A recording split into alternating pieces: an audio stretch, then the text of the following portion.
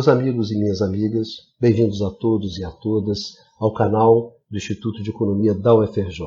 Eu sou Ronaldo Picalho e esse é o Curto Circuito, um programa do Grupo de Economia da Energia.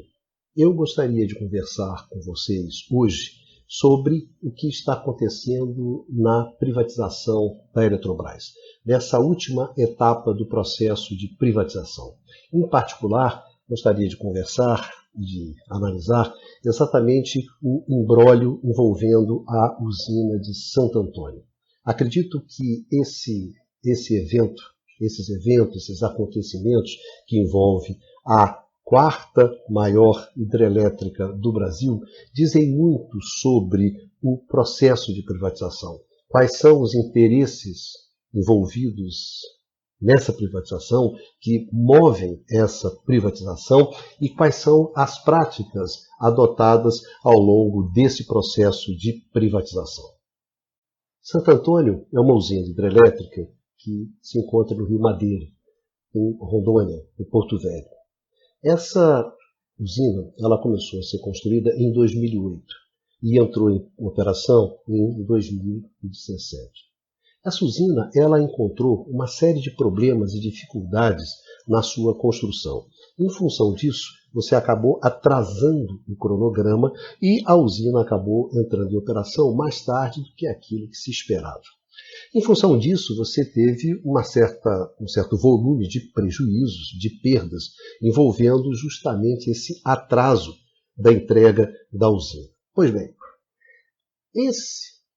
esses prejuízos, essas perdas, elas acabaram envolvendo uma arbitragem na qual você tinha uma discussão sobre de quem eram esses prejuízos.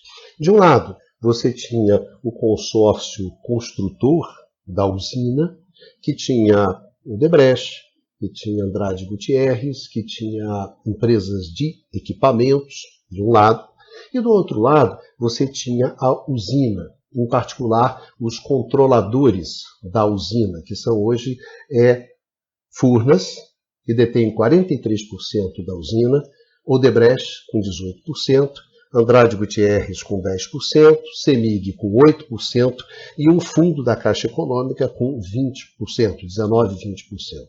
Então, Furnas, Odebrecht, Andrade Gutierrez, CEMIG e a Caixa Econômica, elas são os acionistas, os sócios que controlam o consórcio chamado Madeira Energia S.A., que controla a usina de Santo Antônio. Então, houve uma arbitragem envolvendo, de um lado, os construtores e, de outro lado, os controladores da usina. Justamente qual era a disputa? O que estava em jogo? Quem é que ficava com o mico? Todo aquele mico que estava envolvido no atraso da entrega da usina. Pois bem, o resultado dessa arbitragem foi favorável aos construtores da usina. De tal maneira que a Santo Antônio, a usina de Santo Antônio, se viu diante de uma dívida, ou de um pagamento, que ela teria que ser feito, de 1,5 bilhão. Logo após a arbitragem, que o resultado saiu em fevereiro de 2022, e no início de abril de 2022, saiu uma execução judicial que mandava justamente que Santo Antônio pagasse aquele 1,5 bi, que foi o resultado da arbitragem. Pois bem, qual é o problema aqui? Vamos lá na primeira questão. A primeira questão é o seguinte. Vamos ver, para a gente ter uma ideia clara do que aconteceu, o seguinte. Primeiro, quando você tem esse pagamento, então teria que se fazer um pagamento. Pelos acordos que você tem entre os financiadores e quem pegou o dinheiro para construir a usina, existe um acordo que diz que esse tipo de pagamento, você não pode pegar dinheiro emprestado para fazer esse pagamento. Você precisa simplesmente casar. Ou seja, os sócios têm que fazer um aporte de grana correspondente a esse 1,5 bi. Ou seja, a grana para pagar esse 1,5 bi, lá do resultado da arbitragem, a grana tem que sair do bolso dos acionistas ali, de quem controla a usina. Pois bem, o que aconteceu? E se você não paga, por exemplo, resolve falar, não vou pagar essa grana. O que acontece é o seguinte, quando você não paga essa grana, você detona um processo, você tem um gatilho a partir do não pagamento desse 1,5 bi, tem um mecanismo que faz com que haja uma antecipação do vencimento da dívida. Era como se os seus credores, vendo que esse cara não está pagando, então vamos cobrar tudo de uma vez dele. Os caras vão para cima de você. Isso significa que, por exemplo, no caso de Santo Antônio, a dívida de Santo Antônio, em março de 2022, era alguma coisa em torno de 19 bilhões de reais. Então, se você não paga esse 1,5, você vai cair, essa dívida de 19, ela cai toda em cima de você. Os economistas chamam isso de cross-default. Cross-default é isso, é quando essa dívida antecipa e vem toda ela em cima de você. Então, a questão é o seguinte, olha, você tem que pagar essa dívida. Aí você olha as dívidas, o número para vocês guardarem. A dívida de Santo Antônio é de 19 bilhões de reais. Essa dívida é a dívida do consórcio Madeira Energia S.A., que é quem controla lá a usina de Santo Antônio. A dívida de Furnas, que é quem tem a maior participação nesse consórcio que controla a usina de Santo Antônio, que é de 43%, a dívida de Furnas é uma dívida de 7 bilhões. E Eletrobras, que controla Furnas, tem uma dívida de 41 bilhões. Essas dívidas são importantes, vamos guardar na cabeça. Então, diante dessa possibilidade de você ter um cross-default, uma antecipação da dívida, do vencimento da dívida, então, Santo Antônio se reuniu e falou assim, tudo bem, vamos pagar esse negócio aí. Então, vamos pagar? Vamos pagar. Então, reuniram-se os sócios. Vamos lá. E aí, vamos pagar? Todo mundo fingiu de morto. Andrade Gutierrez, não vou aportar esse 1,5 bi aí, não vou aportar. Odebrecht, a mesma coisa, até porque a Odebrecht e a Andrade Gutierrez, estavam no outro lado da arbitragem, justamente do consórcio de construtor de Santo Antônio. Então, estava numa ponta e estava na outra. Né? Então, olha, não vamos nessa. A CEMIG, não, a gente também não vai. E o fundo da Caixa Econômica, não, olha, também não vou. Então, o Furnas ficou na parada sozinha. Ok? Sozinha na parada. Aí duas umas. Se Furnas não fizer nada, você cai lá no cross-default. Se Furnas colocasse só a parte dela, que é alguma coisa em torno de 680, 700 milhões, também não cobria o 1,5, né? 1,5 bilhão, também não cobria. Tá certo. Então, o que Furnas tinha que fazer? Ele falou, não, eu vou entrar e vou pagar tudo. Vou fazer o aporte completo desse negócio. 1,5 bilhão. Tá. Qual é o problema disso? Aí Furnas, vou fazer esse negócio. Qual é o problema? O problema é o seguinte, que Furnas, que detinha uma participação de 43%, quando ela bota 1,5 bi, ela faz o aporte completo, ela passa a ser a controladora da usina. Ela passa a deter 72% da usina. Então ela passa a ser o quê? A controladora da usina. Então o que acontece nesse processo? Você estatizou Santo Antônio. Então dentro desse processo você vai lá e estatiza Santo Antônio. Passa a ser uma usina de Furnas, controlada por Furnas. Quando ela passa a ser uma usina controlada de Furnas, a dívida lá de Santo Antônio passa a ser uma dívida o quê? De Furnas. Então aqueles 19 bi vão para onde? Vão para o balanço de Furnas. E indo para o balanço de Furnas, vai para o balanço da Eletrobras. Aí você fala, o que isso significa? Significa o seguinte. No caso de Furnas, vamos direto no caso da Eletrobras. No caso de Furnas, você tem uma dívida de 7 bi, se você botar mais ali os 19, vai para 26 bi. E no caso da Eletrobras? Bom, no caso da Eletrobras, a dívida da Eletrobras é 41 bi. Essa dívida. Né? Grosso modo, olha, essa aqui é a dívida da Eletrobras. 41 bi. Quando você coloca essa coisa da Santo Antônio, essa dívida sai de 41, incorpora a dívida de Santo Antônio e vai para 60. E no caso da dívida líquida, que hoje da Eletrobras está em torno de 21 bi, quando você bota Santo Antônio, ela vai para 40 bi. Então, essa brincadeira de Santo Antônio aumenta a dívida da Eletrobras em 50%. Sendo que na dívida líquida aumenta 100%, dobra a dívida líquida da Eletrobras. Mas tudo bem. Por que tudo bem? Por que essa correria para resolver esse problema? Numa situação normal você ia estar resolvendo. Olha só, o resultado saiu em fevereiro, ali no início de fevereiro, e agora, em junho, quer dizer, fevereiro passou, março, abril, maio, em 3 meses, você decidiu, comprou Santo Antônio. Você comprou Santo Antônio. Simplesmente isso. Mas por que nenhuma empresa privada faria isso? Imagina, se os sócios tudo... Mas é simples, gente. É o cronograma da privatização da Eletrobras. Qual é a consequência desse imbróglio de Santo Antônio? Qual é o impacto que isso tem sobre o quê? Sobre os resultados econômicos de Santo Antônio, de Furnas e da Eletrobras, justamente daquela empresa que você estava privatizando. No meio dessa confusão, saiu o maior pau entre duas auditorias pesadas, a Deloitte e a Price. A Deloitte, que auditava lá Santo Antônio, e a Price, que auditava Furnas e Eletrobras. Sobre como se coloca esse negócio dentro do balanço. Porque dependendo de como você coloca, isso tem impacto no cronograma da privatização. E retarda. Não, cara, vamos acelerar, isso aí tem que sair de qualquer jeito. Então os caras foram na lata, mandaram ver e assumiram. Não, vamos assumir isso aqui sozinho. Porque senão vai atrasar o quê? Vai atrasar a questão da privatização. Então foi por isso que essa coisa acelerou e criou esse constrangimento, essa confusão, essa tensão toda.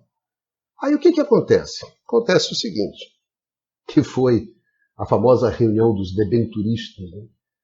Acontece que a dívida de Santo Antônio, você tem 67% dessa dívida com BNDES. E 33% dessa dívida é com debêntures. Quando você vai se financiar, você pode ir lá no banco, pegar uma grana com o banco, ou você pode emitir debêntures, que são títulos de dívida que o seu credor vai ficar com aquilo. Então tem 30% que é de debêntures. E pela regra que existe, é que em determinadas condições, que na verdade é uma coisa muito simples. Olha só, você está aumentando, você teve uma mudança aqui. Você teve uma mudança aqui nessa dívida aqui de Santo Antônio. Você teve uma mudança no controle desse negócio. Bem ou mal, você mexeu no quê? Você mexeu no risco desse empréstimo. Você mexeu nisso. Então, o cara que tem essa dívida, ele pode... peraí, de repente eu não quero ficar com esse negócio. Eu sou atingido por essa mudança na estrutura de risco desse financiamento. Então, por isso, quando você tem que fazer esses movimentos, você tem que fazer uma assembleia com os caras que detêm as debêntures e pedir autorização para os caras para poder fazer isso. Nessa correria, pau, não deu. Então o que aconteceu? Você fez um aporte, ali no desespero, no finalzinho, início de junho, você está naquela corrida toda, e essa situação criou o seguinte impasse. Olha só, vocês têm que convocar uma assembleia com esses caras para, entre aspas, pedir um perdão. Existe um perdão de que eu fiz errado, eu sei que eu tinha que consultar vocês antes, mas eu não consultei, eu simplesmente fui e fiz esse negócio, porque estava premido lá pelo cronograma da privatização. Então eu tive que fazer isso. Então você teve que pedir o perdão. E aí se convocou essa Assembleia dos Debenturistas, que geralmente, para dar esse perdão, podem fazer o quê? Os caras podem pedir alguma coisa em troca. Né? É razoável, né? Você fez uma coisa errada, está pedindo um perdão. A reunião foi hoje e a gente ainda não sabe como é que ficou esse acordo, né? O que foi dado em troca. O que a gente sabe é que, apesar da correria, tudo bem, os caras fizeram a reunião, aprovaram. E o que teve de interessante é o seguinte, a Eletrobras contratou para negociar com os debenturistas quem? O Bradesco, que na verdade foi quem fez as emissões, pelo menos a primeira emissão. E aí a gente constata o seguinte, duas emissões. Né? Na primeira, quem é que detém as debêntures da primeira emissão? 100% é o Bradesco. Depois, as outras emissões, não é só o Bradesco. É tudo que o pessoal chama de private bank, né? Que são clientes especiais de bancos, etc. E aí você encontra o Bradesco com, acho que 24%, XP com 20%, Itaú com 20%, a rapaziada ali do mercado financeiro. Né? Então esse pessoal todo se juntou e aprovou, deu perdão. Pode fazer o tal do aporte do capital. Ou seja, pode estatizar Santo Antônio, está tudo certo. Então, em linhas gerais, é isso que aconteceu nessas últimas 3 semanas que foram bastante animadas, etc., envolvendo a privatização da Eletrobras. Mas, e daí? O que tem essa historinha? O que essa historinha nos conta? Né? Vamos lá, o que essa história nos conta sobre a privatização da Eletrobras? Eu acho que, em primeiro lugar, como nós discutimos no curto-circuito número 5, no penúltimo curto-circuito, que foi justamente sobre a privatização da Eletrobras, ao longo desse processo foram surgindo vários sócios. Vão surgindo vários sócios do processo de privatização. Como o processo de privatização ele tem uma série de problemas, uma série de questões de irregularidades, ilegalidades, falta de compromisso com o mínimo de transparência, você vai criando vários sócios que são justamente aqueles caras que vão cobrando um pedágio, uma propina, alguma coisa para resolver esses embrólios. Então, o que são os jabutis, né? As famosas térmicas jabutis lá do Congresso, foi a propina que você deu para que o Congresso aprovasse a privatização da Eletrobras. Cria-se dificuldades, né? E os caras vão vendendo facilidade. Então, aqui não houve muita diferença. Né? Qual foi o resultado concreto, objetivo? Concreto e objetivo é que Furnas, a Eletrobras, resolveram o problema dos sócios privados de Santo Antônio. Ou seja, ninguém botou grana naquela história. Ou seja, a Eletrobras, nos seus estertores como empresa estatal, está fazendo aquilo que ela sempre fez, que foi quebrar galho de agente privado. Então foi lá e quebrou o galho da Andrade Gutierrez, da Odebrecht, do fundo da Caixa, fundo esse da Caixa que metade é Odebrecht, se eu não me engano, e também da CEMIG. Quebrou o galho de todo mundo, foi para o sacrifício, tirou do bolso dela e colocou numa usina, numa usina extremamente problemática. É a síntese da história, muitas vezes, do uso do setor privado, da empresa estatal.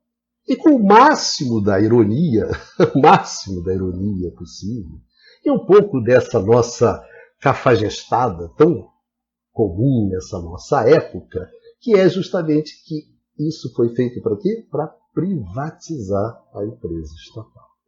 Então, o que temos aqui é aquilo que nós vimos e discutimos com vocês no penúltimo curto-circuito, exatamente sobre esse processo.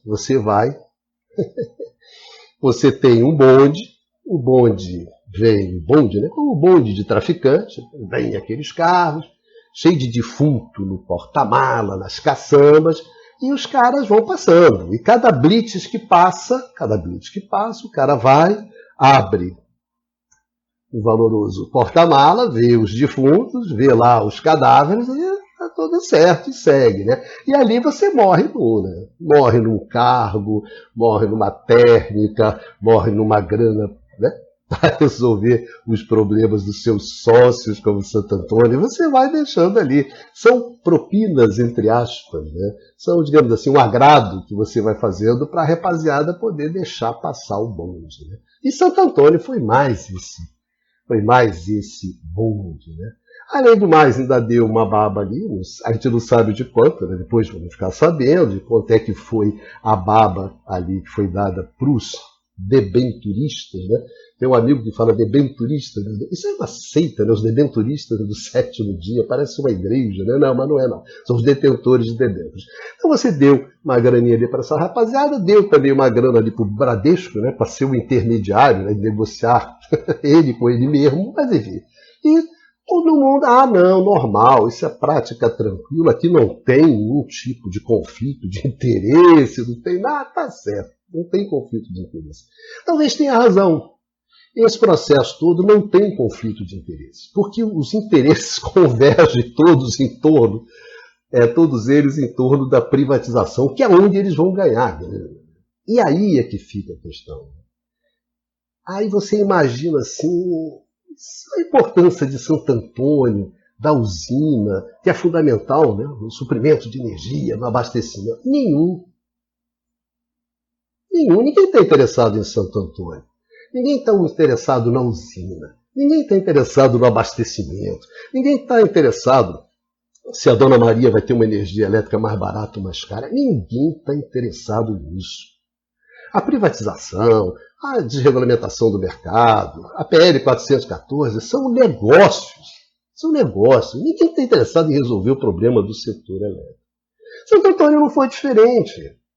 Além do mais, pensa bem, quem estava, olha para os debenturistas, vai vendo os atores, Bradesco, XP, Itaú, você vai reunindo, a rapaziada do mercado financeiro. Se eu fosse esse pessoal, teria perdoado lá o abuso, né? O abuso de Furna, né? De ter avançado sob o controle. Perdoa, cara, vai no amor, né? Porque que importância tem Santo Antônio? O importante é a privatização da Eletrobras. É aí que você vai ganhar a grana. Santo Antônio é um cirquinho, né? Não, deixa pra lá. Se você olha em termos assim de governança corporativa, né? Caramba, é um desastre, né? Os caras mandou ver, rapaz, saiu de 43% para 72% na mão grande, foi lá na maior e achou que não tem problema nenhum, né? A dívida da Eletrobras aumentou, a dívida líquida 100% com essa brincadeira. Mas não tem problema nenhum, é normal, rapaz, isso não tem importância nenhuma, isso é tranquilo. A dívida solta de 41 bi para 60, 50%. Não tem problema nenhum, isso é normal. O pessoal do mercado lá, está tudo normal, está tudo limpo. Então você detonou a estrutura de governança, você detonou qualquer estrutura de compliance, de qualquer coisa, mas quem é que está ligando para isso, rapaz? Ninguém está ligando para isso. A questão é o butim. O que une todos esses senhores e os interesses, por isso que eu concordo, não há conflito de interesse. Claro que não há conflito de interesse, rapaz. Está todo mundo interessado simplesmente em quê? No butim, que é a privatização da Eletrobras. E o que aconteceu em Santo Antônio não teve nada diferente disso. Nada. Foi aquela coisa meio patética, meio ridícula, com aqueles senhores super sérios, tensos. Batman, será que conseguiremos a autorização dos detentores da debêntures? Quem? Nós? Meu Deus. É isso. Então isso que que aconteceu. Que segue esse processo no qual, como as instituições não estão funcionando, as regras também não. Como aquela famosa frase do passarinho, né, durante a aprovação do AI-5, né, as favas com os escrúpulos, que essa frase ficou famosa, né, os escrúpulos de consciência. Aqui também as favas com os escrúpulos. Ou a frase, durante a privatização do governo Fernando Henrique, estamos à beira da nossa irresponsabilidade, no limite da nossa irresponsabilidade, também isso não tem importância. Né? Na verdade, eu acho que essa privatização da Eletrobras sintetiza as duas coisas. Né? O que a gente tem é as favas com os limites da irresponsabilidade. Não há limites. Eu acho que essa é a questão mais importante, que mais uma vez Santo Antônio, os acontecimentos de Santo Antônio, deixaram claro. Deixaram bem, esses acontecimentos, eles deixaram claro isso, quer dizer, não há limite. Não há limite para o desmanche, não há limite para o butim. E simplesmente não há limite. Então essas coisas acontecem e são normalizadas. Olha, tudo bem, não tem problema de governança, não tem problema de compliance, não tem problema de conflito de interesse, não tem problema. Porque nada é problema para aquilo que a gente quer fazer e para aquilo que a gente quer. E simplesmente é isso. Então Santo Antônio refletiu isso. Né? E para terminar no final, para fechar esse processo, né, eu acho que tem uma questão que marca muito, que me parece um deboche. Um deboche, um escárnio, um escracho em cima das instituições. Né? As pessoas simplesmente falam. Durante esse processo, se eu não me engano, o presidente de Furnas tirou o boné e saiu. Ele saiu. Não ficou para bancar. Eu acho que algum cara, em algum momento, ele faz isso. Né? Acho correto. Não, isso aí eu não faço. Tá, sai. Mas não vai falar, né? Não, saí porque eu estava ganhando muito pouco, vou ganhar mais no setor privado. Porque também o cara não vai se queimar. Imagina um processo como esse, que é o processo da privatização. O cara não vai se queimar com isso. Então, vamos em frente e vai seguindo. É muito escracho, muito escárnio, muito deboche para cima das instituições. Esses caras debocham, né? Debocham da gente, né? Debocham da população, debocham da sociedade. Só interessa aquele joguinho financeiro que eles estão fazendo ali, a grana que eles vão ganhar, e nada mais. Eu acho que para culminar o deboche, né, é você querer que o trabalhador, ele tire o dinheiro do fundo de garantia dele e bote nas ações da Eletrobras. Justamente para dar uma bombada nas ações. Então você faz isso. E esse trabalhador ele vai ficar encaixotado com essas ações durante um ano, sem poder mexer nelas, enquanto a galera se diverte. Para esse trabalhador precarizado, enfrentando dificuldades pesadas, etc., você rouba a empresa, você faz uma pilhagem, e você chama o cara, entre aspas, de sócio, né? Convidar o jabuti para um baile de jacarés. Né? Meu Deus, é esse tipo de coisa que você faz. Esse é o tipo da coisa que você faz para terminar. Então eu acho que isso, acima de tudo, é um deboche, é uma falta de respeito. Né? Aquele famoso, né? Perdi, mas não esculacha. Né? Os caras estão esculachando. Né? Essa privatização é uma síntese desse esculacho. Né? E você olha para frente e você fala assim, cara, imagina assim, você vai me oferecer ações para mim? Tá certo. Eu olho para o setor elétrico no mundo, é um dos setores onde a incerteza é gigantesca. São muito grandes. A vida das empresas elétricas no mundo todo hoje é muito difícil. E você só não se ferra muito porque os reguladores acabam defendendo você. Defendendo o equilíbrio econômico financeiro, defendendo essas empresas.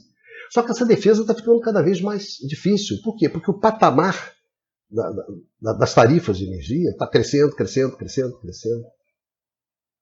Então o Estado tem que subsidiar para ficar pagando esses caras.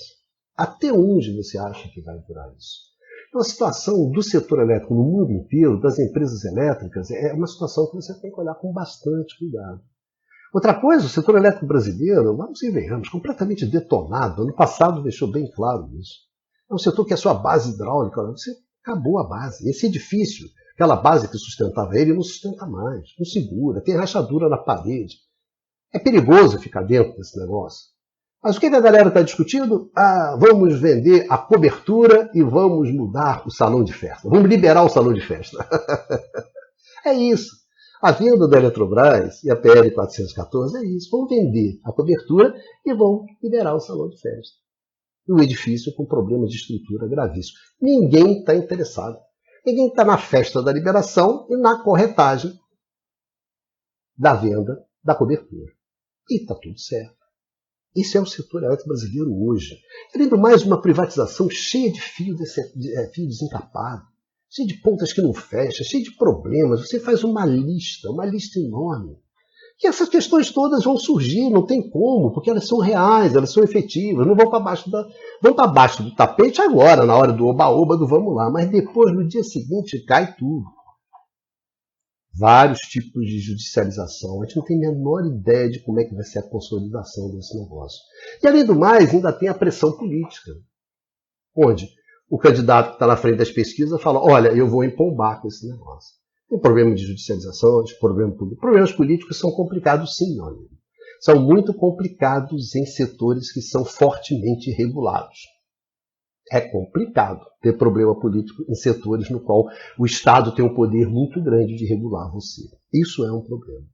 E é risível, risível. Não, mas esse é um ato jurídico perfeito. Rapaz, na privatização da Eletrobras, você está de sacanagem com a minha cara, né? Mas nego lança essa. Porque não importa, estamos todos no butinho. Vamos aqui todo mundo como sócio.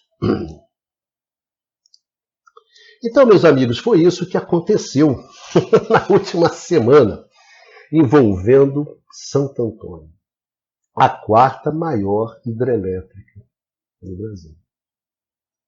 E levados assim, vamos, que lá na frente a gente se acerta.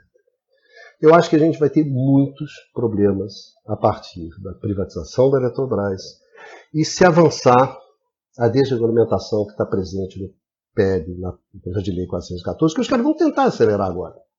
Vão tentar acelerar, para fechar o butim, para fechar o saque, para acabar de detonar o setor elétrico brasileiro. Então a gente vem anos pela frente muito difíceis. Tarifas a custos crescentes, tarifas altas, pressão social em função disso, trabalhador perdendo renda, deixando de comprar comida para pagar a conta de luz, ou não paga a conta de luz para comprar comida. O quadro à frente é muito, muito, muito preocupante. Isso aí, em bom português, não vai acabar bem. Vai dar merda esse negócio.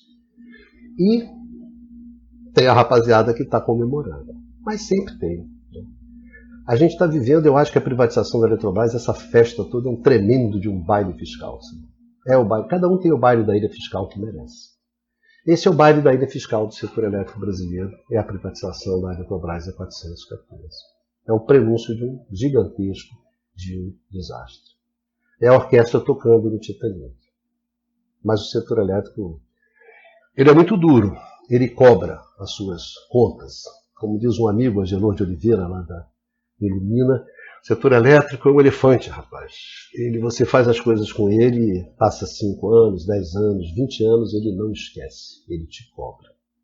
Então é isso, senhores. Obrigado pela atenção, obrigado pela você estarem aqui acompanhando a gente nesse debate.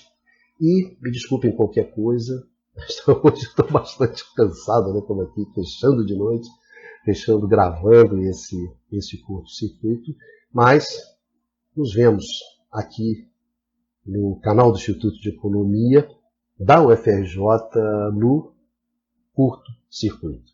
Um beijão para vocês todos e vocês todas. Se cuidem e nos vemos.